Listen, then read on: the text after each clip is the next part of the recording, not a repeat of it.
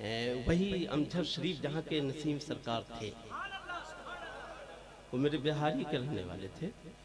तो बिहार में वही एक इलाका ऐसा है, यानी अमजद शरीफ एक ऐसी बस्ती है जहां गौसे पाक की औलाद रहती है। किसी ने गौसे नसीम सरकार के नसब पे, तो जो गौसे पाक की औलाद होगा वो गौसे पाक की शरीयत के खिलाफ कैसे करेगा?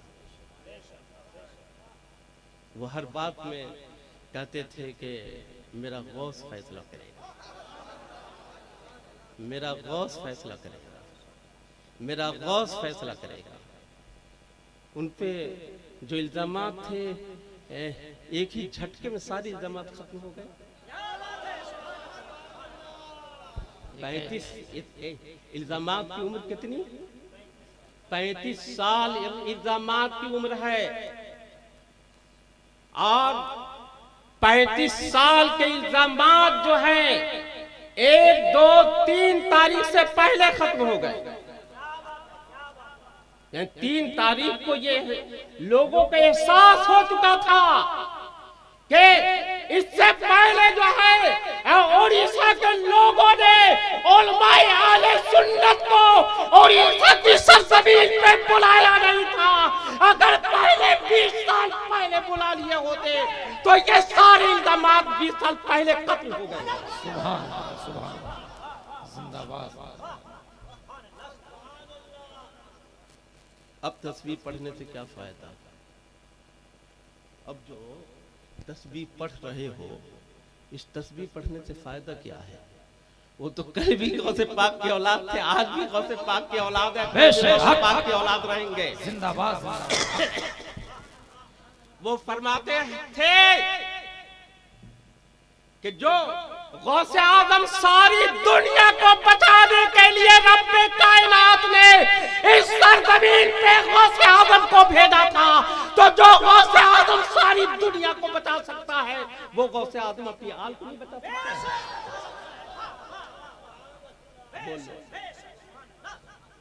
फरमाते हैं कि लोगों ने कहा कि आपके मुरीदीन में गौसे आजम से कि वो फरमाते कि जो मेरा मुरीद होगा वो बेईमान दुनिया से नहीं जाएगा। इस पे जरा यहां से वहां तक सुभान अल्लाह कहिए ना। तो फरमाते हैं कि लोगों ने कहा कि हुजूर आपके मुरीदों में रहमतुल्लाह सिद्दीकी जैसा पापी इंसान, और मुफ्ती शमशाद साहब, मुफ्ती गुलाम हैदर साहब, ये हजरत अबूजर साहब जैसे बुलंद रुतबा लोग, और रहमतुल्लाह सिद्दीकी जैसे लोगों की तादाद ज्यादा है आपकी, तो कहा रहमतुल्लाह सिद्दीकी जैसे पापियों के लिए मैं गौसे आजम फरमाते हैं कि रहमतुल्लाह सिद्दीकी जैसे पापियों के लिए मैं हूं, और मुफ्ती शमशाद, मुफ्ती गुलाम हैदर, अबूजर साहब जैसे पाकीज़ा लोग मेरे। तो जो गौसे आजम दूसरों को जहन्नम में जाने ना दे, उनकी आल को तुम जहन्नम में भेज रहे हो। वो खुद फरमाते हैं गौसे आजम पे उनको जो एतमाद था, हम तो उलमा को ग्राउंड पे आने की दावत देते हैं। उलमा को हम ग्राउंड पे आने की, ये जो इन्होंने जो बातें बताई हैं, अगर मैं बयान कर दूं तो समझिए क्या आप लोग पे दीवानगी तारीफ है। इन्होंने इनके घर की बात है, ये इसीलिए ये कहता हूं, करम फरमाए, ये इनके घर की बात है कि वहां एक इन्होंने फरमाया कि 1 महीने का पूरा महीना जो है हजरत नसीम सरकार मेरे घर में मेहमान रहे। सुभान अल्लाह, वाह वाह। ये इनके यहाँ भी दुनियादारी नहीं है, हालांकि नजराना कबूल करना सुन्नत है, हम लोग गए, अब्दुल गनी भाई से कहा, अब्दुल गनी भाई जो पैसा दिए यहाँ ऐलान कीजिएगा कि मौलाना को इतना पैसा दिए। तो हमने कहा कि जब सरकारों में फकीर फकरा जाते हैं तो हदिया नजराना पेश करते हैं। तो मैंने कहा कि नजराना पेश कीजिए, तो इन्होंने कबूल नहीं किया। तुम तो झोली लेके पैसे के लिए झोलियां लेके डगर डगर नगर नगर की खाक छानते हो, और एक अल्लाह से मोहब्बत करने वाला इंसान जब उनके घर पे जाकर के उनके गुलाम और उनकी मोहब्बत के दावेदार पैसा पेश कर रहे हैं तो वो कह रहे हैं कि यहाँ नजराना नहीं लिया जाता। सुभान सुभान, महल क्या दरबार है, वाह जिंदाबाद जिंदाबाद। ये महल जो है जल्दले के एक झटके में जो है तबाह बर्बाद हो जाएंगे। अभी तो मिट्टी का घर है, बेशक हक है अभी तक। तो ये फरमाते बहरहाल कि 1 महीना तक मैं इनकी बात नकल कर रहा हूँ। हो सकता है कि ये लोग पहुंचा दें कि मौलाना रहमतुल्लाह सिद्दीकी ने ऐसा कहा वैसा, इनकी बात नकल कर रहा हूँ जो इन्होंने मुझसे बयान किया है। कहा कि 1 महीने तक नसीम सरकार हमारी खानकाह में मुकीम रहे। मौलाना मुफ्ती गुलाम हैदर साहब, मैं मुकर्रिर नहीं हूँ, आप देखते रहेंगे तो मैं बोलता रहूँगा, क्योंकि मुझको अपनी आप ये है, उन्होंने कहा कि 1 घंटा बोलना है तुमको, और मैं मुकर्रिर तो हूँ नहीं कि ये आप लोग की मोहब्बत है बेशक हक, और ये आले गौसे पाक का फैजान है। बेशक हक हक, आले गौसे पाक का फैजान के गौसे आजम का सवाली जो है कभी महरूम नहीं होता। बेशक वो जाते थे ना वहाँ लोग नसीम सरकार के यहाँ, कि बात अटकी हुई है कि वो वली थे कि नहीं, कि जिनका पूरा वजूद गुनाह में डूबा हुआ है वो विलायत का दावा कर रहा है, जिसका पूरा वजूद और जो दीनी जज्बात से मामूर होकर अपने आबा व अजदाद की रवायतों को कामिल बनकर दुनिया में उसको फैलाता रहा, उसको तुम कहते हो कि वो गुनाह में डूबे हुए। आप ये दुनिया मेरे मुझ पे इतने इल्जामात लगाए हैं जनाब कि लोगों ने तो साथ छोड़ दिया, कहा कि इतने पैसे लिया, ये है तो ये फला है ढका है इतने। जब मैंने ये गौर किया कि जब मैं जिंदा हूँ तो इल्जामात लगाने वालों ने कभी मुझसे राब्ता नहीं किया। तो नसीम साहब से इनकी बारगाह में जाने में पानी उतर जाता था लोगों का कि हुजूर मुजाहिद मिल्लत जैसे लोग खमीदा सर वहां हाजिर होते थे। हमारे पास तो हुजूर मुजाहिद मिल्लत ही की रिवायतें हैं। तो ये फरमाते हैं कि 1 महीना हमारी खानकाह में वो कयाम पजीर रहे, लेकिन कभी हमारे घर का खाना उन्होंने नहीं खाया। अल्लाह अल्लाह सुभान। ये बयान करते हैं, इनकी रिवायत में नकल कर रहा हूँ, और नसीम सरकार की सफाई में सारे शवाहिद इनके पास मौजूद। सुभान सुभान। तो ये फरमाते हैं कि उन्होंने मेरे घर का खाना कभी नहीं खाया, और वो क्या खाते थे क्या पीते थे इसकी भी हमें खबर नहीं होती। नारे तकबीर, नारे रिसालत, अजमत सैयद नसीम अख्तर कादरी, खानकाए आलिया कादरिया ताहिरिया, पटासपुर के गद्दी नशीन, नारे तकबीर। सुभान अल्लाह सुभान। हैदर साहब आप जगह रहिएगा, आप बताइएगा कि मैं कहीं मेरी लाइन पट्टी बदल जाए तो जरा कह दीजिएगा, इसलिए कि मैं बहुत दूर से आया हूँ, गरीब हूँ। हाँ, ऐसे ही मुझ पे ये हुआ कि तुम्हारे दोनों पाँव न काट दो तो मेरा ईमान पे खात्मा नहीं होगा। एक साहब ने के बच्चे ने कह दिया, और मैं 1.5 साल से जो उड़ीसा में घूम रहा हूँ नसीम सरकार के लिए। सुभान सुभान। के पूरे 1 साल तक यानी पर साल दिसंबर में मौलाना मुर्शिद अली कादरी रहमतुल्लाह अलैह ने मुझे बुलाया था और उनके विसाल के बाद जो है ये अब्दुल गनी भाई और ये मुफ्ती गुलाम हैदर ने कहा कि आपको जो है उन्होंने ये जिम्मेदारी सौंप दी है कि आप इस केस को आगे बढ़ाएं। नसीम सरकार ये पूछिए, दोनों है मौजूद। 1 साल तक उलमा से ये मुफ्ती साहब किबला हमारे सरमाए अहले सुन्नत जितना ये जमीन के ऊपर है उससे ज्यादा जमीन के नीचे है। आप इनके इल्म का सवाल कीजिए तो इनको मैंने 45 सफ़ात में मुश्तमिल इन्होंने नसीम सरकार की सफाई में फतवा सबसे पहले दिया है। अभी वो फतवा आया, छपा नहीं।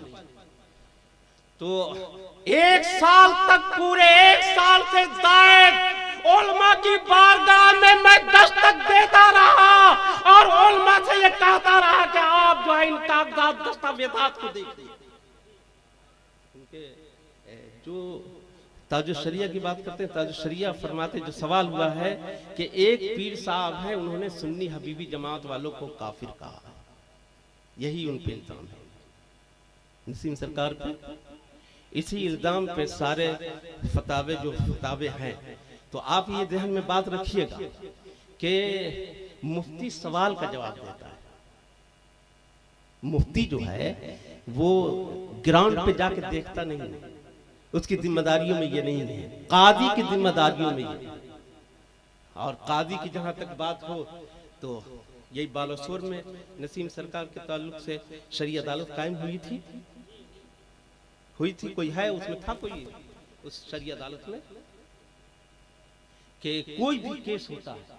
मैं यहाँ उलमाए उड़ीसा को एक पैगाम देना चाहती कि वो आपस में इस गांव से भी हमारी मुखालफत में तहरीरें जाती हैं, यानी जितनी तहरीरें आई हैं इसी गांव के लोग शरीक हैं उसमें, यानी और बाहर के लोग भी हैं।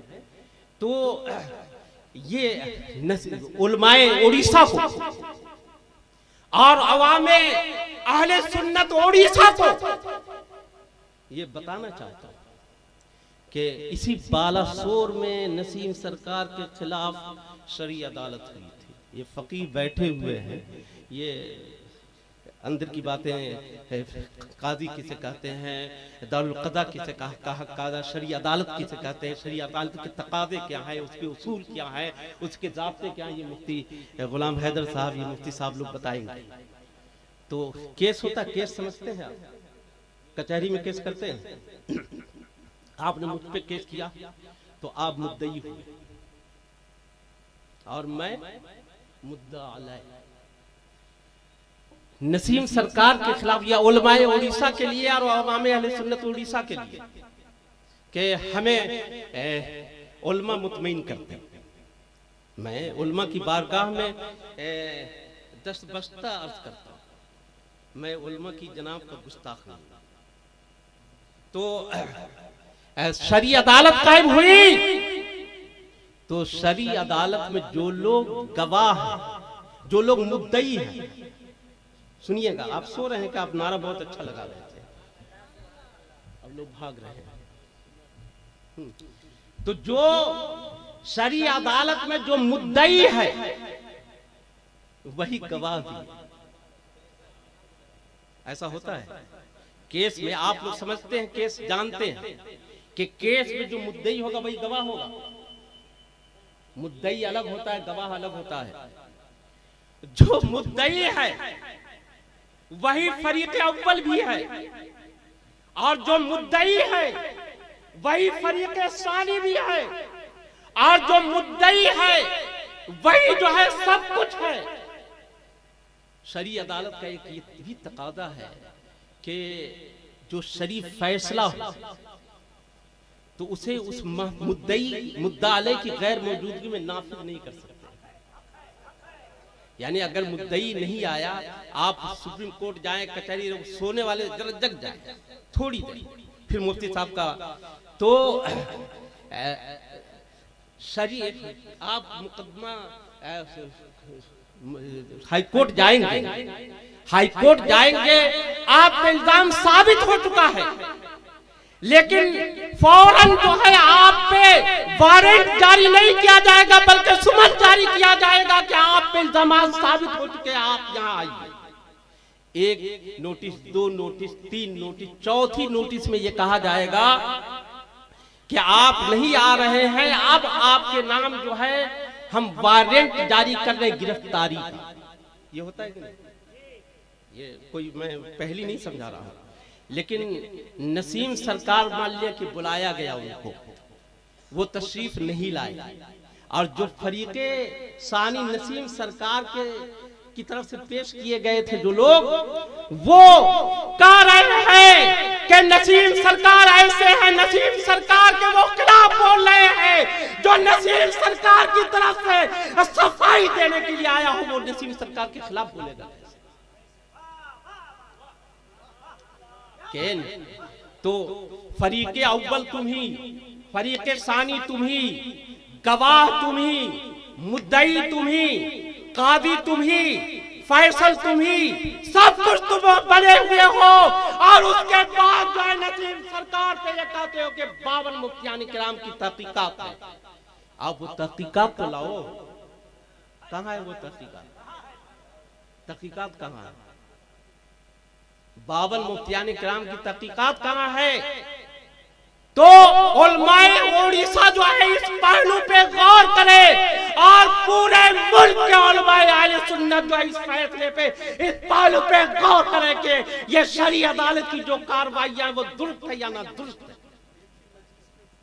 एक ही मजलिस में सारी चीजें हो गई, तो ये तो बड़े लोग को फैसले का ये है।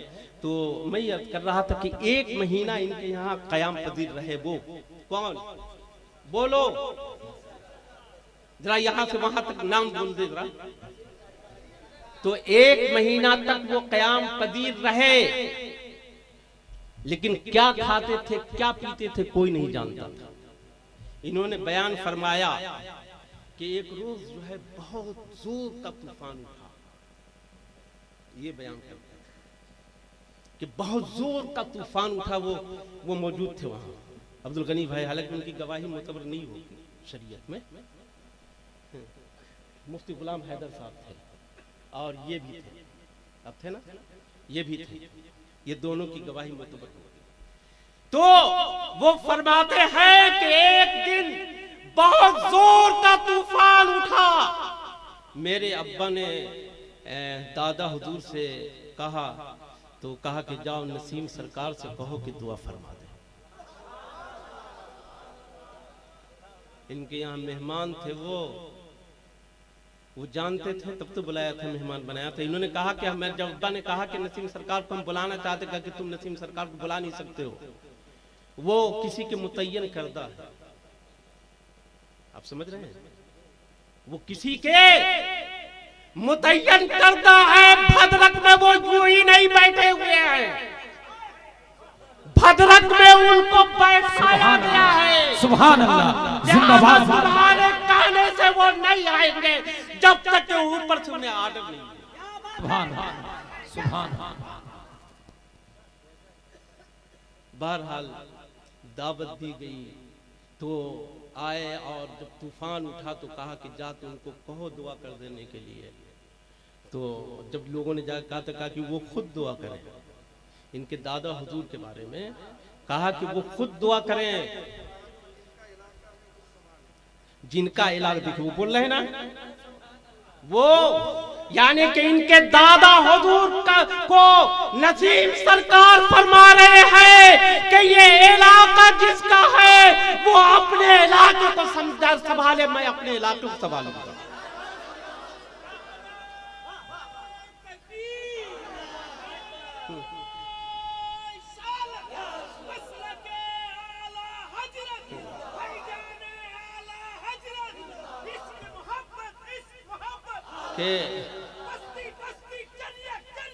प्रोग्राम ताज शरिया, ताज शरिया।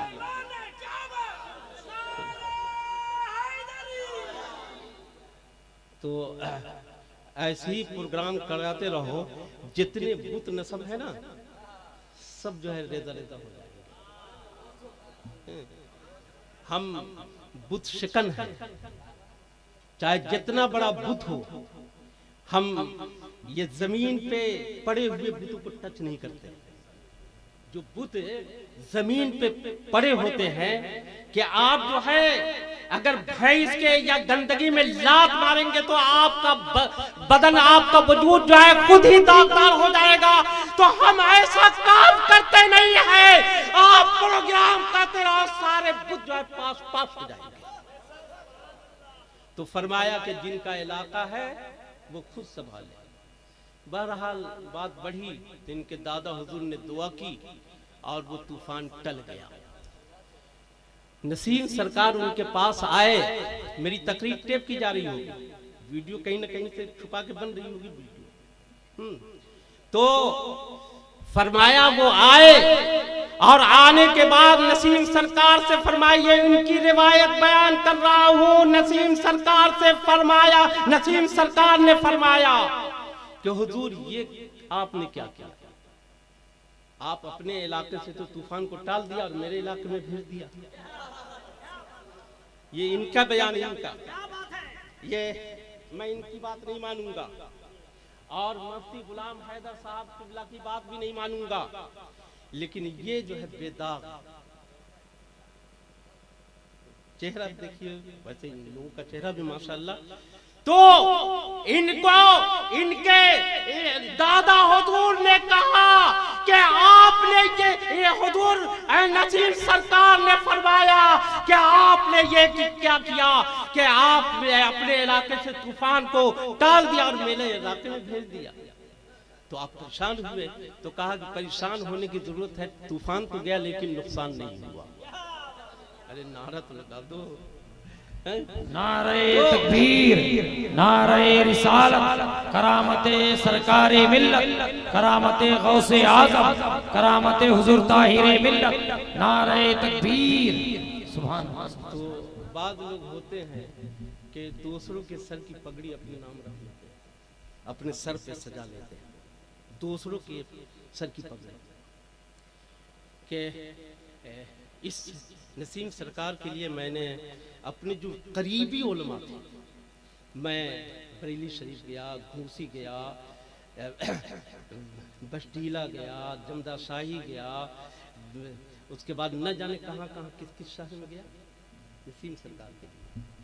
ये लोग कहते हैं कि आपने जो है ऐसे कर दिया, वैसे कर दिया, फला कर दिया, लोगों को, मुफ्तियों को खरीद लिया आपने। मुफ्ती बिकते नहीं, जो सही मुफ्तियाने किराम होते हैं ये बैठे हुए हैं, इनकी एक दिन की तनख्वाह 5,000 रुपए, लेकिन कभी इन्होंने नहीं कहा कि तुम मुझे पैसे दो, बल्कि जब दावत दी तो इन्होंने दावत कबूल किया और जो दस्तावेजात दिए, कहा कि मौलाना इस दस्तावेजात में तो कोई जान ही नहीं। तो बदायूं गया, 10 मुफ्तियाने किराम से हमने फतावे लिए। एक मुफ्ती साहब के पास गया जो यहाँ अवार्ड लेकर गए थे, तो मैंने कहा कि इस सवालों का जवाब दे दीजिए। तो उन्होंने कहा कि जो काम पहले हुआ है, मैं नाम नहीं बताऊंगा, कि जो काम पहले हुआ है कि जगह जगह घूम घूम करके पूरे हिंदुस्तान में नसीम सरकार के खिलाफ जो है तायीदात ली गई। पूरे हिंदुस्तान में घूम घूम कर आखिर ये तायीदात लेने वाले का वो कब्र के अंदर किस कब्र में जाकर सो गए वो लोग। उन तायीदात लेने वाले को तो सामने लाओ, आना चाहिए ना। जो लोग बरेली शरीफ, मुबारकपुर, संभल, मुरादाबाद, जमदा शाही, फैजाबाद, बस्तीला, कहां कहां जाकर के मुफ्तियाने किराम से जिन लोगों ने तायीदात ली नसीम सरकार के खिलाफ, वो कहां है? आप उनको पेश करो कि वो लोग कहां किस कब्र में सो गए। कोई नहीं है, कोई इस जुर्म को कबूल करने के लिए तैयार नहीं है कि ये काम हमने किया है। मुहक्किकाना फैसला आया, लेकिन मुहक्किकाना फैसले की जिम्मेदारी लेने के लिए कोई तैयार नहीं है। ये इतना जुल्म होता है दुनिया में कहीं? इस तरह बेकसूर को सताया जाता है। तो हर जगह घूम करके तो उसने मुफ्ती ने कहा, मुफ्ती साहब ने, कि आप यही काम कर रहे जो पहले लोगों ने किया है, लिहाजा आप जाइए और उड़ीसा की सरजमीन पे उलमाए अहले सुन्नत का एक कारवा जमा कीजिए और उलमाए किराम के सामने वो जमीन ग्राउंड पे जाकर के जो हकीकतों का पता लगाएंगे और शहादत की बुनियाद पे, शवाहिदात की बुनियाद पे जो वो फैसला सुनाएंगे, ये फैसला जो है हतमी फैसला होगा, यकीनी फैसला है। तो प्रोग्राम तो 1, 2, 3 का मैंने कराया। हिंदुस्तान में घूम घूम कर ये मुफ्ती गुलाम हैदर साहब मेरे रफीक सफर में, ये मेरे साथ नहीं थे लेकिन ये रफीक रहे, अब्दुल गनी भाई रफीक रहे और फिरोज भाई वगैरह, ये लोग तब जो है 3 का 1, 2, 3 जनवरी का प्रोग्राम वजूद में आया और उसमें मुफ्तियान किराम ने यह फैसला सुनाया कि जो नसीम सरकार पे इल्जामात लगाए गए हैं और उन इल्जामात की बुनियाद पे जो मुफ्तियान किराम ने फतवे दिए हैं वो फतवे अपनी जगह दुरुस्त है, लेकिन मुस्तफ्तियान ने उन फतवों का इंतबाह किया। ये मुस्तफ्तियान तो बनाए गए थे, हमारे पास शवाहिद है, उनके बयानात। एक यहीं के मौलाना साहब उन्होंने कहा कि हुजूर माहिर हफ्त लिसान हजरत अल्लामा अशाह मुफ्ती आशिकुर रहमान साहब ने कुफ्र का फतवा दिया है। हमने कहा दिखा दीजिए। उनसे मैंने अर्ज किया कि आप दिखा दीजिए, तो उन्होंने एक फतवा भेजा मेरे पास। उनका उस फतवे का जो साइल है तो वो इनकार कर रहा कि ये सवाल हमने किया ही नहीं है, हमारा सवाल ये नहीं है, ये किसी ने किया है। हमने उनको भेज दिया, खामोश हो गए। सोचिए कि आप बड़े लिखे बाशऊर लोगों में हम आपको समझते हैं और आप जो है इतनी तिफलाना गुफ्तगू करते हैं कि उन पे जो है कोई फतवा नहीं लगाया हज़रत माहिर हफ्त लिसान ने कुफ्र का, और आप कह रहे कि उन्होंने कुफ्र का फतवा लगाया। उन्होंने कहा है कि हर फरीक एक दूसरे पे इल्जामात लगाते हैं, तहकीक की मंजूरी। तो बहरहाल तो मैंने ये अर्ज किया, मैं बातें बहुत थी आला हज़रत के हवाले से, बहरहाल कि मैंने कुरान हकीम की आयतों की तिलावत का शर्फ हासिल किया। या अय्युहल्लज़ीना आमनु तक़ुल्लाह व कूनू मअस-सादिक़ीन,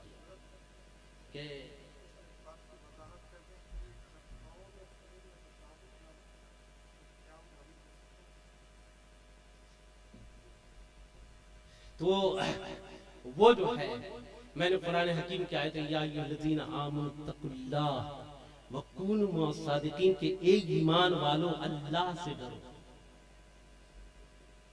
जो अल्लाह से डरेगा वो नसीम साहब के खिलाफ नहीं बोलेगा। जो